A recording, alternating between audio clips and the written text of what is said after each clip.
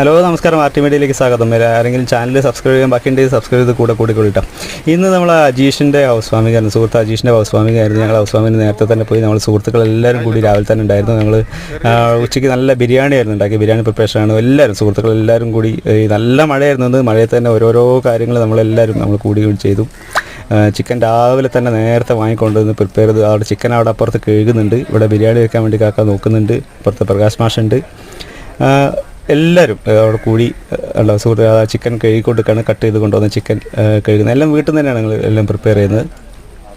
ഉച്ചയ്ക്ക് വെജിറ്റബിൾ വേണ്ടവർക്ക് വെജിറ്റബിൾ ഉണ്ടായിരുന്നു കേട്ടോ. വെജിറ്റബിൾ സദ്യയായിട്ട് തന്നെ ഉണ്ടാക്കിയിട്ടുണ്ടായിരുന്നു. അതെല്ലാം നല്ല ബിരിയാണി പ്രിപ്പയർ ചെയ്തു. നല്ല ടേസ്റ്റിൽ നല്ല സൂപ്പർ ബിരിയാണി പ്രിപ്പയർ ചെയ്തു.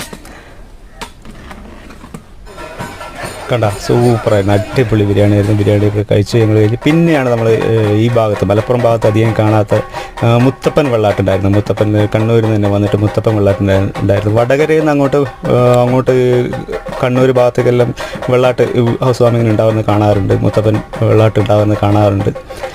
കാസർഗോഡ് ഭാഗത്ത് തെയ്യം ഉണ്ടാകുന്നത് കാണാറുണ്ട്. മലപ്പുറം ഭാഗത്ത് ഇങ്ങോട്ട് അധികം ഇത് കണ്ടിട്ടില്ല. ഏതായാലും നല്ല രസമായിരുന്നു. എല്ലാവരും ഉണ്ടായിരുന്നു, കാണാൻ എല്ലാവരും ഉണ്ടായിരുന്നു.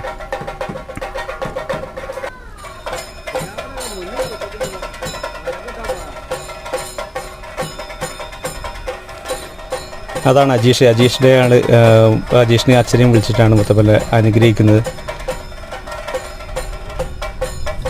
അപ്പോൾ എല്ലാവരും അനുഗ്രഹിച്ചിട്ടാണ് പോകുന്നത്. അനുഗ്രഹം ഒരു ഏറ്റുപോയത് വല്ലാത്തൊരു ഫീലിംഗ് ആയിരുന്നു കേട്ടോ ഉണ്ടായിരുന്നത്.